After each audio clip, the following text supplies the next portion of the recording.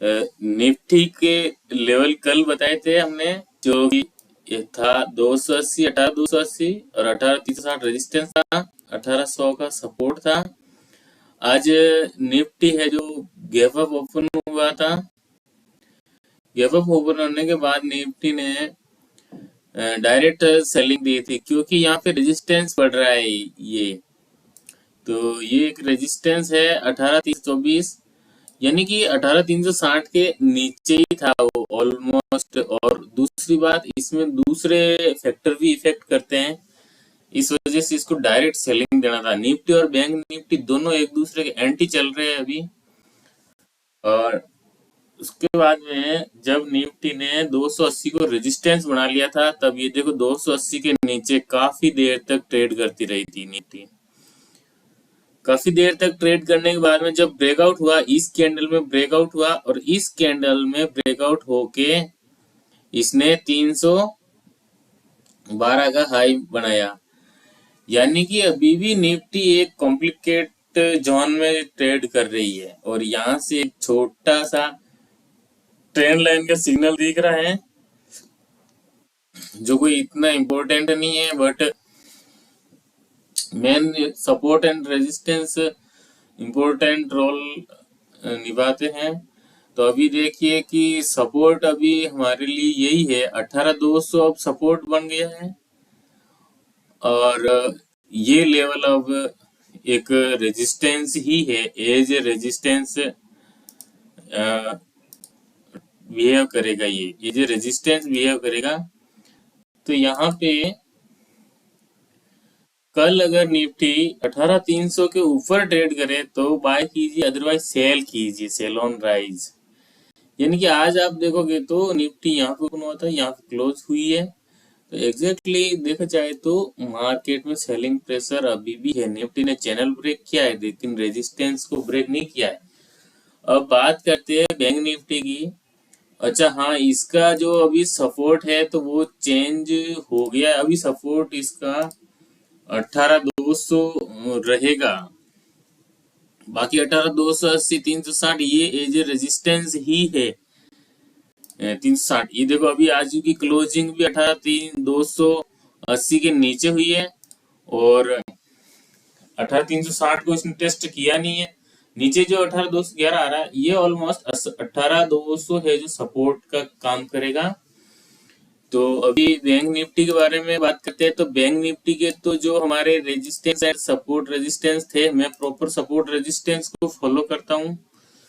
कल bank Nifty ने 3 दिन से बैंक निफ्टी यहाँ 100 पॉइंट के बीच में ट्रेड कर रही थी, यहाँ भी 100 पॉइंट के बीच में ट्रेड कर रही थी। कल की बात है। आज जब मार्केट गैप अप ओपन हुआ था, तब इस कैंडल में देखिए मार्केट गैप अप ओपन तो हो गया था, लेकिन गैप को सस्टेन करेगा कि नहीं करेगा। अब ये जो कैंडल है, ये कैंडल हमें बाय का सिग्नल नहीं देती है, क्योंकि इसे एक हैंगिंग मैन कैंडल कहा जाता है।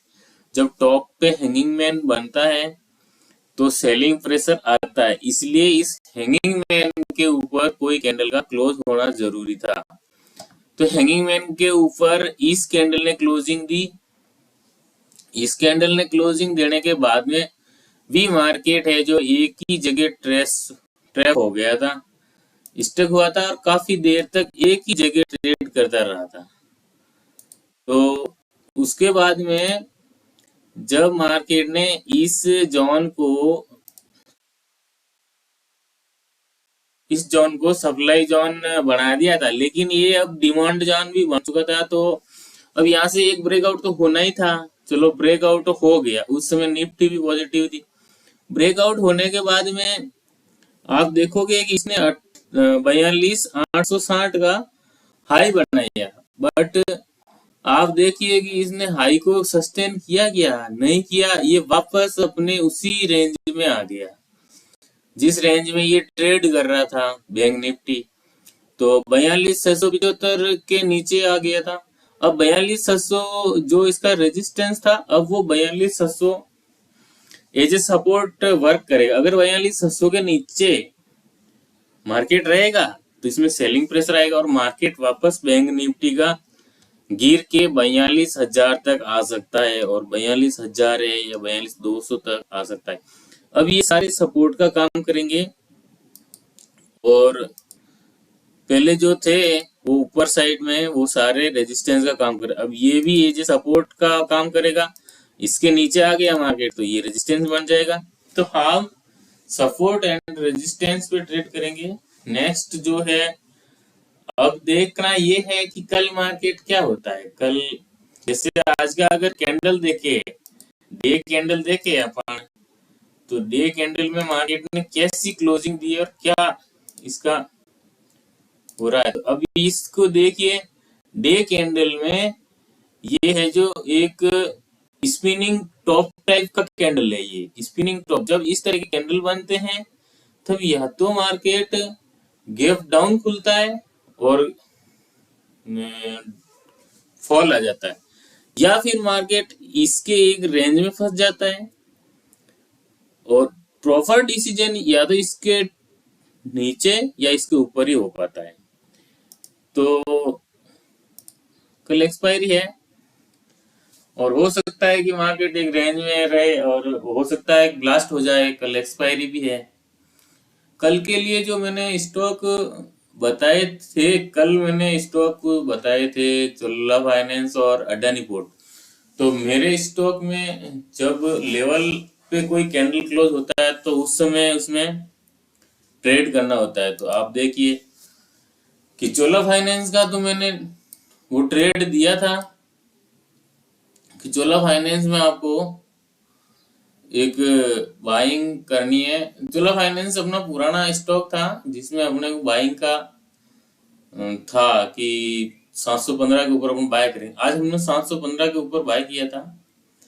715 मैंने इस कैंडल में बाय किया था। इस कैंडल में मैंने बाय की, इस सेल मारा, इसके नीचे था 707 का, और हमने यहाँ पे 721 के आसपास बुक कर लिया। तो बाद में हमने वापस जब रिट्रेसमेंट हुआ था तब यहाँ पे कॉल दिया था कि 715.80 में मैंने बाय करने के लिए बोला था। ये 716 तक आया था और यहाँ से इसने 722 का हाई मारा। फिर भी इसने अपने सपोर्ट को अभी तक तोड़ा नहीं है। तो स्टॉक प्रॉपर सपोर्ट को फॉलो करता है। आगे टारगेट इसको 725 का देना था, लेकिन 725 नहीं दिया। तो कोई बात नहीं, 7-8 पॉइंट मिलते हैं वो भी काफी होते हैं इंट्राडे के लिए। वैसे इंट्राडे बहुत यूं हार्ड ही होता है मार्केट को समझने के लिए। अभी भारतीय एयरटेल की बात करते हैं, तो भारतीय एयरटेल ने क्या परफॉर्मेंस किया। जैसे हमने बोला था कि 841 से इसको बाय किया जा सकता है। तो देखिए अभी आज इसने 841 को टेस्ट किया। अभी इसने लो बनाया है 841.60 का लो बनाया है। एग्जैक्टली जब तक ये स्टॉक अपने सपोर्ट को टेस्ट नहीं करेगा, मतलब रिट्रेसमेंट लेवल को टेस्ट नहीं करेगा, तब वो आगे कैसे जा सकता है। इसलिए मार्केट में भारतीय एयरटेल सेल ऑन राइज था। और ये जो मदर कैंडल होती है, ये फास्ट 15 मिनट का कैंडल है। ये मदर कैंडल होती है। जब मदर कैंडल आपको बियरिश दिख रही है ना, तो बाय करने की कभी सोचना भी नहीं चाहिए। आप सेल ऑन राइज रहिए। तो यहाँ से अगर किसी ने सेल किया है तो अपना प्रॉफिट आराम से बुक कर सकते हैं। तो मैं अब मेरे इस वीडियो देखने के कारण आप मतलब सपोर्ट रेजिस्टेंस को भी आराम से समझ पाओगे। फिर हमने जो स्टॉक दिया था वो एक था हमारा अडानी पोर्ट। अडानी पोर्ट को हमने बाय करने के लिए बोला था 880 में। मैंने कहा मार्केट ओपन होते ही उसको बाय करना है। तो क्या हुआ था कि मार्केट ओपन हुआ, लेकिन मार्केट गैप अप ओपन हुआ था। इसका मार्केट गैप अप ओपन हुआ। ये देखिए, ये रेजिस्टेंस, ये ट्रेंड लाइन है एक, जो ये ओपन हुआ था 884.90 पे ओपन हुआ था, ऑलमोस्ट 885 पे ओपन हुआ था। तो हम यहाँ से ट्रेड ले नहीं सकते। हम ट्रेड लेंगे तो 880 के आसपास ही ट्रेड लेंगे, अदरवाइज हम कैसे ट्रेड लेंगे। तो हम 880 में हम ट्रेड लेते हैं, तो इन कैंडल्स में यहाँ पे हमारा ट्रेड एक्टिवेट होता है। अब यहाँ पे हमारा ट्रेड एक्टिवेट होता है, लेकिन देखने वाली बात यह है कि न तो मार्केट ने, अडानी बोर्ड ने इस ट्रेंड लाइन के ऊपर क्लोजिंग दी है, और न ही इसने 880 के ऊपर कोई कैंडल क्लोज किया है। आप देख सकते हो कि 880 के ऊपर कोई कैंडल क्लोज नहीं हुआ है। तो ये एक कॉमन सेंस की बात है कि भी जो लेवल है कम से कम उस पे एक कैंडल तो क्लोज होना चाहिए। तो उस पे एक कैंडल क्लोज नहीं हो रहा है तो हम बाय नहीं कर सकते। अभी देखो, माना कि अगर हमने बाय भी कर लिया है तो हमारा स्टॉप लॉस हिट हो जाता है। स्टॉप लॉस हिट होता है, इस कैंडल में हिट हो जाता है 871.85 का इसने लो बनाया है। तो इस कैंडल में स्टॉप लॉस हिट हो जाता है क्योंकि स्टॉप लॉस 873 का था, 7 पॉइंट का स्टॉप लॉस था। तो 7 पॉइंट का स्टॉप लॉस हिट हुआ है। जबकि बाय तभी होता है कि जब हमारे लेवल पे कोई कैंडल क्लोज हो रहा है, कम से कम 5 मिनट का कैंडल क्लोज होना जरूरी है। इसलिए मैं ट्रेड लेने के लिए जो बिगनर्स होते हैं उनको 9:20 का टाइम देता हूँ कि 9:20 के बाद में डिसीजन लीजिए कि बाय करना है या सेल करना है। तो अब देखेंगे कि चलो इसमें एसएल हिट हो गया। अब मेरे ये भी है कि एसएल अगर आपका हिट हुआ है तो नेक्स्ट टाइम तुम सेल का ट्रेड ले लीजिए। सेल का ट्रेड अगर आप यहाँ से सेल का ट्रेड लेते हैं, यहाँ से 877 से, तो आप 3-4 पॉइंट का स्टॉप लॉस लगा के सेल ट्रेड ले लीजिए और अपना लॉस बुक कर सकते हैं। ठीक है, लॉस रिकवर हो जाता है इसमें। तो एक दूसरा स्टॉक था जो कि वो था अपने महिंद्रा एंड महिंद्रा का स्टॉक था। तो महिंद्रा एंड महिंद्रा का स्टॉक बताता हूँ कि कल के लिए मतलब मैं जो स्टॉक सेलेक्ट किया है वो भी बताऊंगा। अभी महिंद्रा एंड महिंद्रा को देखते हैं।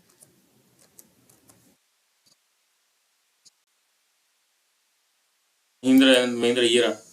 तो महिंद्रा एंड महिंद्रा को मैंने बोला था कि गैप अप ओपन होता है तो 1300 मतलब 1235 के ऊपर बाय करना है। ये 1300 गलत लिख दिया था, तो बाय करना था कहां से 1235 के ऊपर। तो आप देखोगे कि 1235 के ऊपर कोई कैंडल क्लोज नहीं हुआ है। इसके ऊपर फर्स्ट कैंडल ही इसका गिर गया। अब मान ला कि ये फर्स्ट कैंडल गिर गया, लेकिन हमें बाय करने, मैंने दोनों लेवल लिख दिए कि बाय कहां से करना है। आपको करना बाय ही है, सेल नहीं करना है।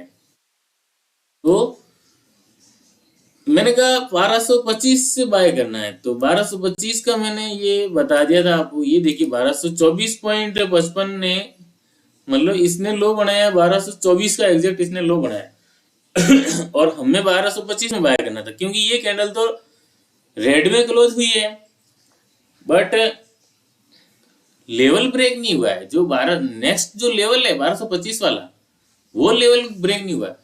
तो वो लेवल 1224 का ही है, लेकिन मैंने 1225 का बोला था क्योंकि हो सकता है 1 पॉइंट पहले ऊपर चला जाए। अब देखने वाली बात ये है कि मैंने दोनों लेवल मेंशन किए। अब कोई कहे कि नहीं सर, मदर कैंडल अगर ऐसी बनी है तो हम सेल करेंगे, लेकिन सब कुछ कंडीशन पे डिपेंड करता है।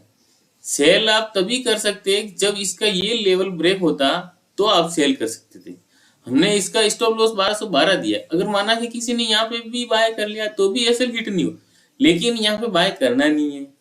तो अगर 5 मिनट का देखेंगे तो कम से कम 5 मिनट का कैंडल हमारे लेवल के ऊपर क्लोज होना चाहिए। जैसा कि आप देखो 5 मिनट में भी कैंडल है जो कैसे बनाए, बियरिश कैंडल बनाए। अब बियरिश कैंडल में हम बाय नहीं कर सकते हैं, तो हम बियरिश कैंडल बनाए, लेकिन हम क्या करेंगे, इसका वेट करेंगे और वेट करने के बाद में आ गया यहाँ। अब इसके बाद में हम बाय कर लेते हैं क्योंकि हमारे कैंडल हमारे लेवल पे क्लोज हुआ है।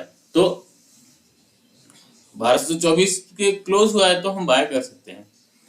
और उसमें ये हुआ था कि वो इसमें अडानी पोर्ट में कि उसमें हमारे लेवल पे क्लोज नहीं हो रहा था। 1200 उसमें 880 का था, लेकिन 880 पे कैंडल क्लोज नहीं हो रहा था। फिर भी हमने एंट्री ले लिए माना कि, तो उसमें ऐसे हिट होगा और हुआ होगा। अब इसमें हम एंट्री लेंगे क्योंकि ये हमारे लेवल पे कैंडल क्लोज कर रहा है। इतने सारे कैंडल क्लोज की इसने। तो वापस मैं इसको 15 मिनट कर लेता हूँ। हाँ, अब देखना कि इसने 1225 से 1240 का हाई बनाया है।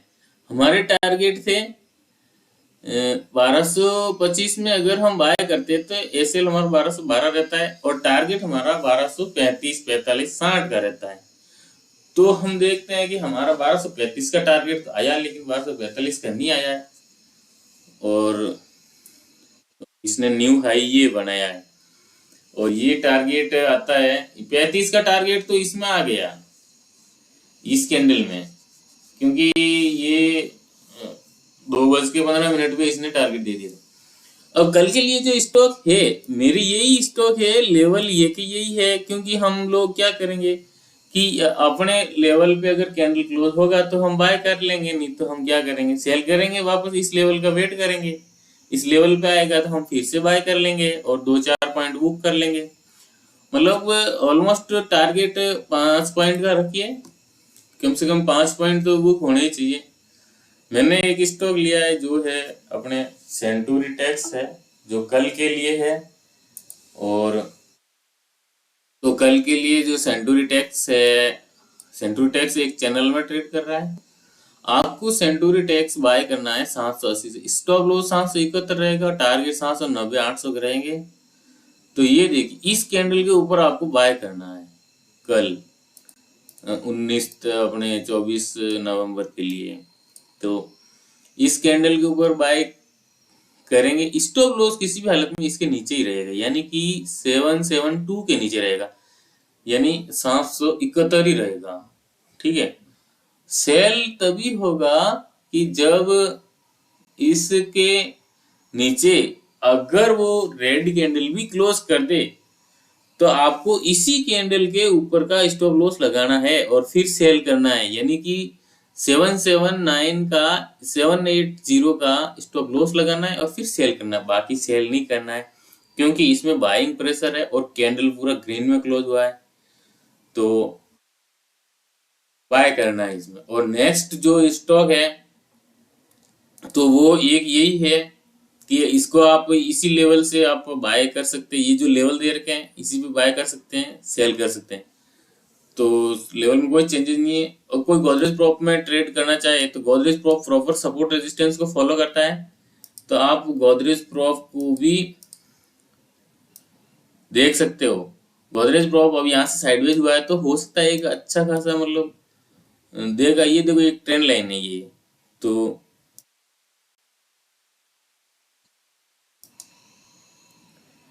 ये एक ट्रेंड लाइन है, इस ट्रेंड लाइंस को इसने तो ब्रेक किया है, और मतलब ये चैनल ही है एक तरह से, तो चैनल का ये ट्रेड चल रहा था, ये चैनल में ट्रेडिंग कर रहा था, तो अब यहाँ से चैनल ब्रेक हुआ है तो ये अपसाइड ब्रेक करेगा और टारगेट 1286 का दे देगा।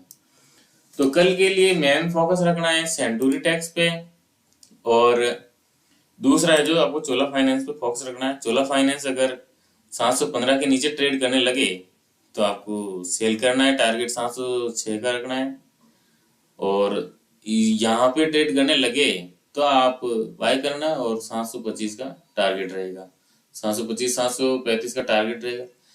कम से कम 5 पॉइंट मिलता है, आप बुक कर लीजिए, हाफ क्वांटिटी या 25%, 30% बुक कर लीजिए, ठीक है ना।